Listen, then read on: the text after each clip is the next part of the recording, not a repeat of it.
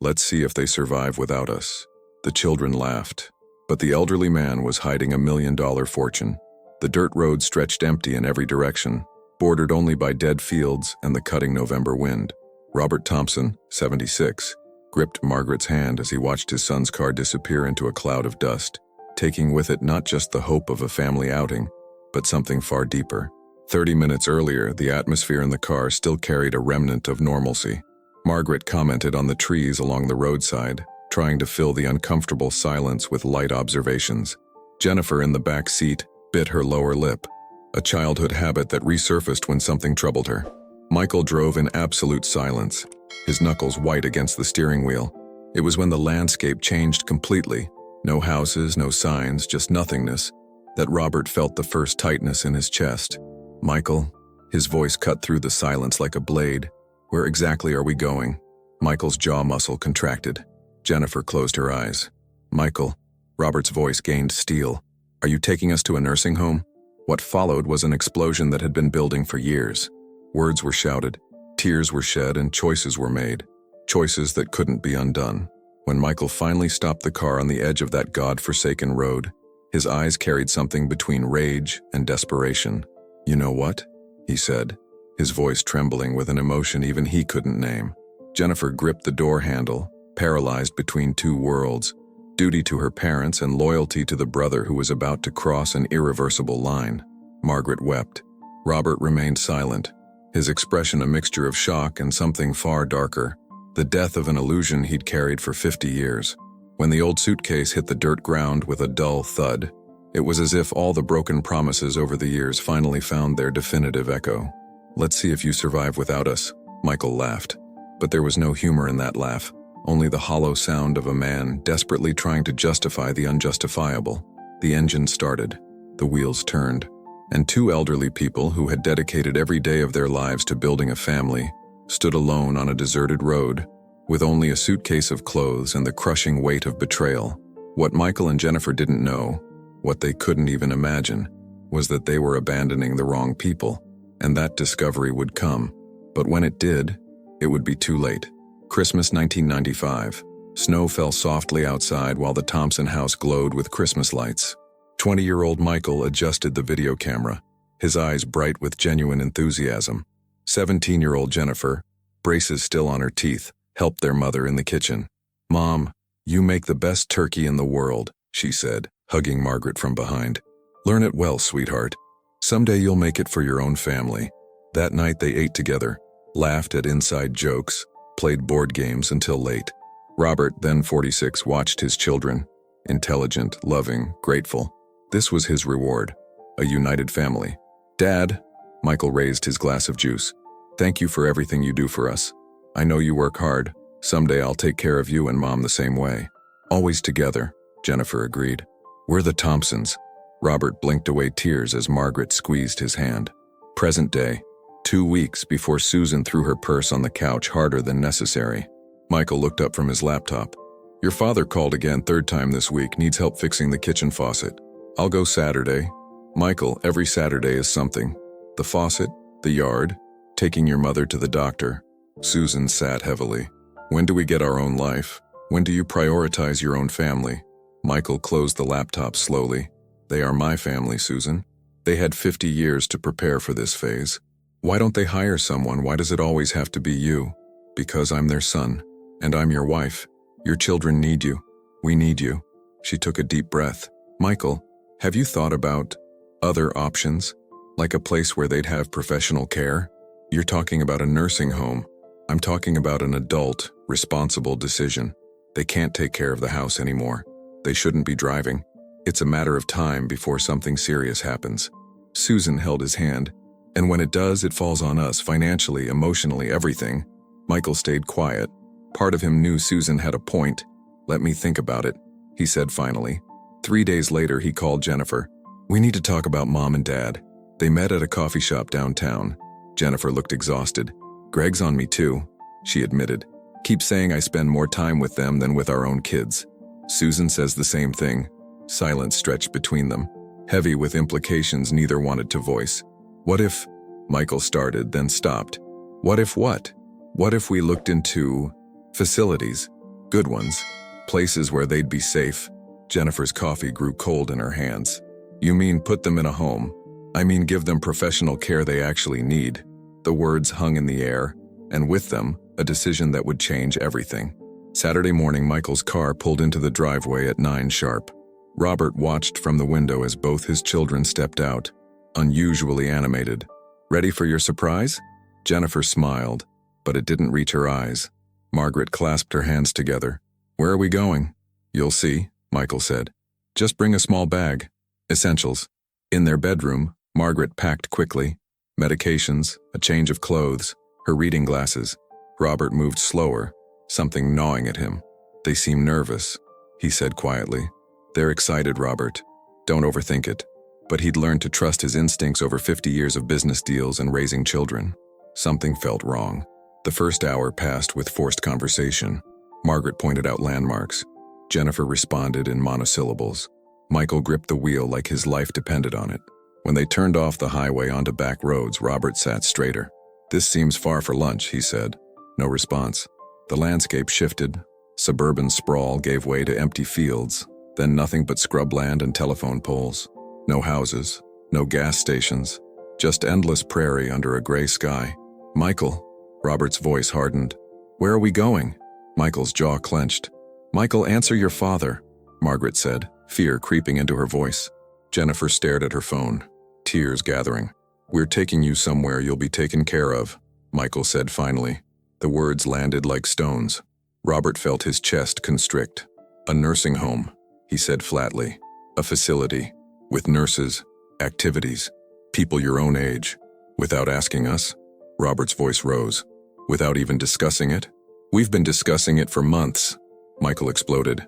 Every time you call, every time you need something, every time you guilt us about not visiting enough. So this is punishment? This is reality. You can't take care of yourselves anymore. The house is falling apart. You can barely climb the stairs. What happens when one of you falls and we're not there? We're your parents, Margaret cried. And we have our own lives. Jennifer finally spoke, her voice breaking. Our own families, our own problems, that we sacrificed everything for, Robert said, each word precise and cutting. We didn't ask to be born, Michael shouted. The car filled with toxic silence. Michael pulled onto the shoulder, breathing hard. For a long moment, nobody moved. Then he laughed. A bitter, desperate sound. You know what? You want to prove you're so independent? Fine. He got out, opened the trunk, grabbed their suitcase. Michael, don't... Jennifer reached for his arm. He shook her off, threw the suitcase onto the dirt. Get out. Son, Robert started. Get out of the car. Now.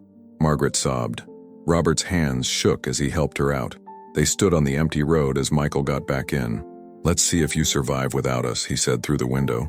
The car roared away, leaving 2 elderly people and a lifetime of broken promises in the dust. The sun hung low when Margaret's legs finally gave out. She collapsed onto the shoulder, gasping. I can't, Robert, I'm sorry, I can't. He knelt beside her, his bad knee screaming protest. They'd walked for 2 hours, maybe 3. His phone had died an hour ago. Just rest, he said, pulling her close against the cold. Margaret trembled in his arms. We're going to die here, aren't we? Robert didn't answer. He scanned the horizon, nothing but darkening sky and empty road. His mind raced through options, each more desperate than the last. Then he heard it. An engine. Help! He waved his arms. We need help. The old pickup slowed, stopped. A weathered man in his 60s stepped out, followed by a gray-haired woman. Both stared at the elderly couple by the roadside. Good Lord, the woman breathed. Tom, call 911. No police, Robert said quickly. Please, we need help. Tom and Sarah Wilson exchanged glances. 30 years of marriage had taught them to communicate without words. Whatever had happened here, these people needed more than questions. Come on, Sarah said gently, helping Margaret up. Let's get you warm first. Wilson Farm. 30 minutes later, the farmhouse smelled like bread and coffee. Sarah wrapped Margaret in blankets while Tom built up the fire. Neither elderly person had spoken during the drive. I'm making soup, Sarah announced. Tom, get the guest room ready. When they were alone in the living room, Margaret finally broke. Great shuddering sobs that seemed to tear from somewhere deep inside. Robert held her, his own eyes dry but distant. Tom returned, sat across from them. I don't mean to pry, but What happened out there? Robert's voice came flat, emotionless. Our children, they were taking us to a nursing home. We refused. They left us there. Sarah's hand flew to her mouth. Your own children did this? Tom's face reddened. That's criminal. That's abandonment of... I know what it is. Robert looked up and Tom saw something in his eyes that made him stop. Not defeat. Something harder. But I need to ask you something before we go to the police. Before we do anything. Anything. Can we stay here tonight? Just tonight. I need time to think. You can stay as long as you need, Sarah said firmly. Later, after soup and silence, Sarah showed them to the guest room. Clean sheets, warm quilts, a small lamp casting soft light. Sarah, Margaret said quietly, why are you helping us? You don't know us. Sarah paused at the door. My mother used to say you can judge a person's character by how they treat those who can do nothing for them. She smiled sadly. Your children failed that test. I won't. After she left, Robert sat on the bed's edge, staring at nothing. What are you thinking? Margaret whispered. That I spent 50 years building a family that never existed. He turned to her, and she saw tears finally forming. And now I need to decide who we become next. 3 days later, Robert found Tom in the barn, mending fence posts. The older man had spent the morning on the phone. Quiet conversations Tom hadn't asked about. Got a minute? Robert asked. Tom set down his tools. Always. They sat on hay bales, dust motes dancing in shafts of sunlight. Robert pulled an envelope from his jacket. Bank statements, investment portfolios, property deeds. Before you and Sarah do anything else for us, you need to know who we really are. Tom examined the documents. His eyebrows rose steadily higher. $12 million. Give or take. Robert's voice held no pride. 40 years of careful investments. Software company I co-founded in the 80s. Real estate. We lived small deliberately. Your kids don't know. Never told them. Wanted them to value work, not inheritance. Robert laughed bitterly. Thought I was teaching them character. Tom handed back the papers. So what now? I want to stay. Here in Millbrook. Start over. Robert met his eyes. And I'll need a lawyer. A good one. For pressing charges? Eventually. But first, for other arrangements. That evening, Margaret found Sarah in the kitchen, rolling dough for biscuits. She picked up a spare rolling pin without asking. Robert wants to stay here, Margaret said quietly. We'd love that. He's planning something. I can see it in his eyes. He's going to cut them off completely. Sarah's hands stilled. Can you blame him? No, but I can't do it. Margaret's voice cracked. They're my children, Sarah. What they did was unforgivable, but... She wiped flour on her apron. There's this verse that keeps running through my mind. 1 Timothy, chapter 5, verse 8. If anyone does not provide for his relatives, especially for members of his household, he has denied the faith and is worse than an unbeliever. Margaret looked up, surprised. Pastor's wife for 30 years, Sarah explained. I know my scripture. They failed that test. But if I refuse to forgive, if I harden my heart, Margaret's tears fell onto the dough. Don't I become worse than them? Sarah pulled her into a hug. Forgiveness doesn't mean forgetting. It doesn't mean no consequences. Tell that to Robert, he won't even speak their names. Late night, Robert sat on the porch, staring at stars he'd never noticed in the city. Margaret joined him with 2 cups of coffee. We need to talk about Michael and Jennifer. No, we don't. Robert, they made their choice, Margaret. I've made mine. 1 Timothy 5 verse 8 says, I know what it says. Robert's voice cracked. And they violated it. They denied the faith. They're worse than unbelievers. The Bible said it, not me. That verse applies to us too. To parents. To forgiveness. Robert stood abruptly. You want to forgive them? Fine.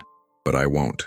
I spent 50 years loving them, providing for them, sacrificing for them, and they threw us away like garbage.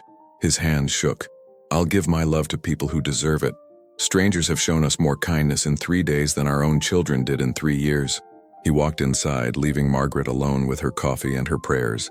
She whispered into the darkness, Soften his heart, Lord, before it destroys him. 6 months later, Pastor David Hayes found Robert arranging chairs in the fellowship hall every Sunday at 6 a.m. You know we have volunteers for this, the pastor said.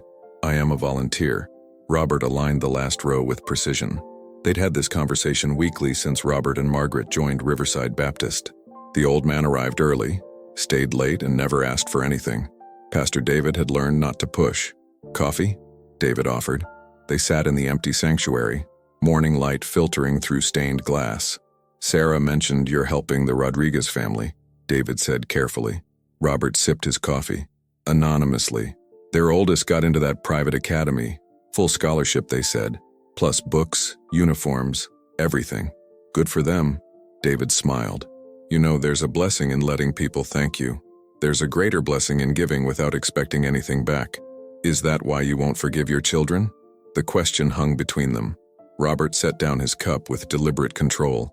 That's different. How? The Rodriguez family never betrayed me. Never left me to die on a roadside. Robert's voice stayed level, but his knuckles whitened. I give to those who deserve it. And who decides who deserves grace, Robert? You or God? Robert stood. Those chairs won't arrange themselves. The same afternoon, 800 miles away, Jennifer sat in a private investigator's cramped office. Leon Martinez had 30 years of experience finding people who didn't want to be found. It's been 6 months, she said. No activity on their credit cards, no hospital records, no death certificates. They just vanished. People don't vanish. They start over. Martinez tapped his pen. Your parents had resources? Dad was always frugal. Maybe some savings. Social Security. Phone records show the last activity near Millbrook, Kansas. Small town, rural area. I can start there. Jennifer handed him a check. Find them, please. After she left, Martinez pulled up a map. Millbrook, population 3,200. Finding 2 elderly people there should be simple. He had no idea how wrong he was. That evening, Millbrook Margaret led the Tuesday meal service at the church kitchen. 20 families showed up weekly. Single mothers, elderly neighbors, farmhands between jobs. She knew everyone's names now, their stories, their struggles. Mrs. Margaret, Maria Rodriguez approached shyly. Carlos got his acceptance letter. He starts in the fall. Margaret hugged her. That's wonderful. We don't know how we'll afford. It's taken care of, Margaret said quickly. Anonymous donor through the church, everything's covered. Maria's eyes filled. God is so good. Robert appeared in the doorway, watching his wife. Her face glowed with genuine joy, something he hadn't seen in years before Millbrook. Sarah joined him. She's happy here. She is. Are you? Robert considered. I'm useful. That's enough. Is it? Sarah studied his profile. You're generous with everyone except yourself, and your own family. Don't start. I'm not Margaret. I won't quote scripture. Sarah turned to face him. But I'll say this. Bitterness is a slow poison, Robert. You might not feel it killing you, but it is. He wanted to argue.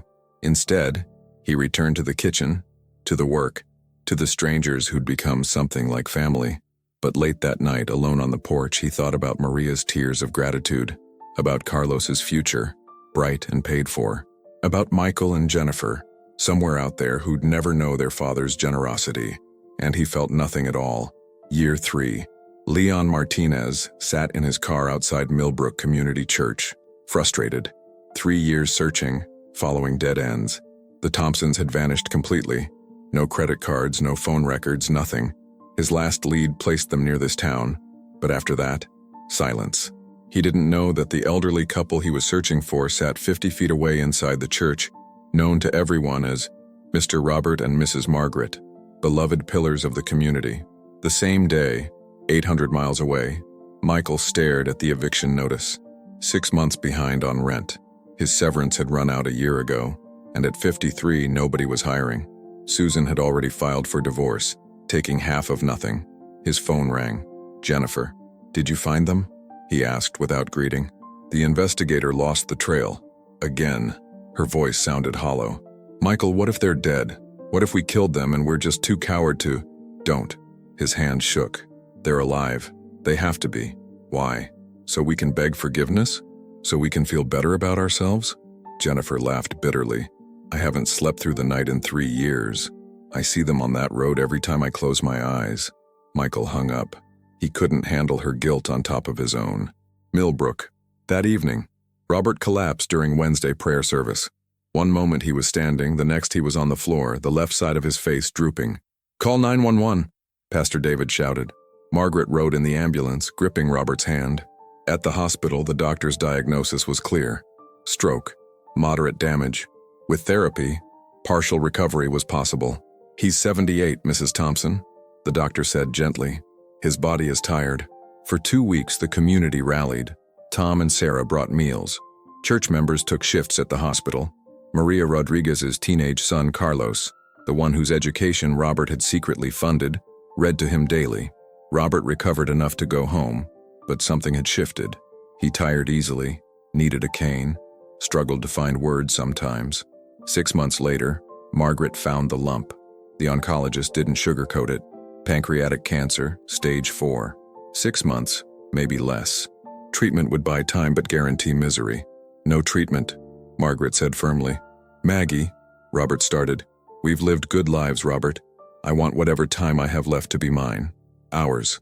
Within weeks, they were both hospitalized for palliative care. Robert from a second smaller stroke. Margaret from the cancer spreading rapidly. Pastor David found them in side-by-side rooms holding hands through the doorway. I need to ask something, Margaret said weakly. Find our children, please. Robert's hand tightened on hers. No, Robert. They left us to die, Maggie. Why should we? Because 1 Timothy 5 verse 8 doesn't just apply to them. Her voice gained surprising strength. If anyone does not provide for his relatives, especially his own household, he is denied the faith. That's us too, Robert. We're denying them the chance to make this right. They don't deserve, neither did we. Neither did any of us when Christ forgave us. Tears ran down her cheeks. I'm dying, Robert. Don't let me die knowing my husband's heart stayed stone. Robert turned his face away, but his shoulders shook. Pastor David stepped into the hallway and called Tom Wilson. It's time, he said quietly. Find their children. Tom Wilson had kept the investigator's final report for 3 years. Addresses, phone numbers, everything. He'd promised Robert he'd destroy it. But Sarah had tucked it away, knowing this day might come. The phone rang 4 times before Michael answered. Mr. Thompson? Tom's voice was steady. My name is Tom Wilson. I'm calling about your parents. Silence. Then, are they alive? Yes, but not for long. Your father had 2 strokes. Your mother has stage 4 cancer. They have days, maybe a week, if you want to see them. Where? Tom gave the address. Mr. Thompson, they didn't want me to call, but your mother insisted. She's been asking for you. Michael's voice broke. We'll be there tomorrow. The next call went to Jennifer. She didn't speak for a full minute after Tom explained. They were alive this whole time, she finally whispered. All these years, I thought we killed them. You didn't, but you're running out of time to make it right. 24 hours later, Michael and Jennifer met in the hospital parking lot, both looking years older than their ages. Neither had slept on the flights. Ready? Michael asked. No. They walked through corridors that smelled of antiseptic and death. Outside their parents' rooms, 40 people filled the hallway. Farmers in clean Sunday clothes, Hispanic families with children, elderly folks in wheelchairs. Who are all these people? Jennifer whispered. A nurse overheard. That's their family, the real one. The words cut deeper than any blade. Robert's room first.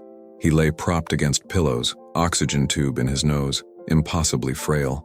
His eyes opened at their footsteps and hardened instantly. Get out. Dad. Michael stepped forward. I said get out. You had no right. Robert. Margaret's voice came weak but firm from the next room. Let them in. Robert turned his face to the wall. Jennifer approached the bed slowly, like approaching a wounded animal. Daddy, please, just listen. Listen. I listened for 70 years. Listen to your promises, your excuses, your lies. Each word took effort. You left us to die. I know. Jennifer's legs gave out. She knelt beside the bed. There's no excuse. What we did was evil. But please give us these last days. Let you feel better?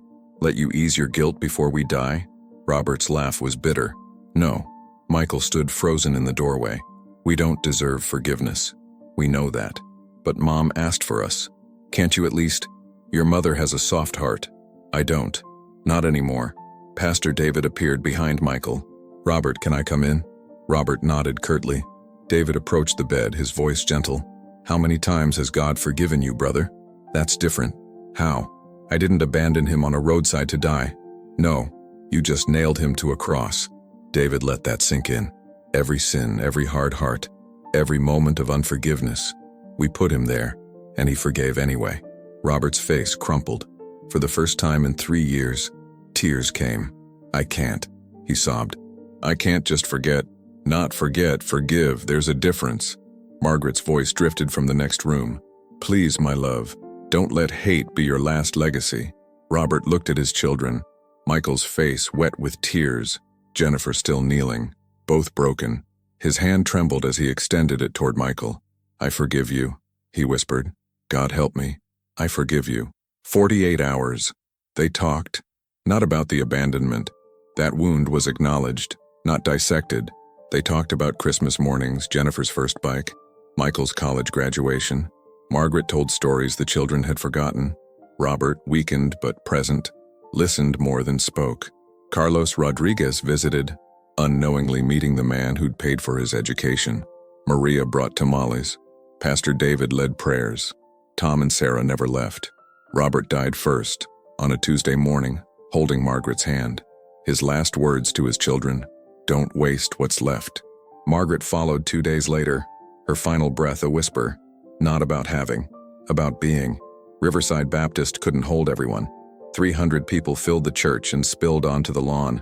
Michael and Jennifer sat in the front row, surrounded by strangers who knew their parents better than they did. Testimony after testimony. Lives changed, families helped. Quiet acts of extraordinary generosity. Each story was a knife, showing them the parents they'd thrown away. They lived fully, Pastor David said. Not for themselves, but for others. That's the legacy they leave. Jennifer wept into Michael's shoulder. We had them for 48 hours. These people had them for years. 1 week later, attorney's office. Richard Patterson had practiced law for 30 years. He'd never dreaded a meeting more. Michael and Jennifer sat across from him, hollow-eyed and diminished. The estate totals $12 million, Richard began. Your parents left specific instructions. He outlined the distribution, 40% divided among Tom, Sarah, Pastor David, and 15 Millbrook families, 10% to establish a permanent charitable fund. The remaining 50%, $6 million, is divided equally between you. Michael's head snapped up. What? They left us money? Jennifer's voice was disbelieving. They left you everything they could. Richard pulled out an envelope, hands trembling slightly. Your father wrote this 2 weeks before he died. He asked me to read it aloud. He opened the letter, cleared his throat, and began. Michael and Jennifer, if you're hearing this, it means you came. That matters more than you know. You'll receive $6 million. Not because you earned it, but because we're your parents. Love doesn't calculate deserving, but understand something. This money won't buy back the years, won't erase the terror of that roadside, won't give us the conversations we never had, the dinners we never shared, the time you chose to waste. You abandoned us to die.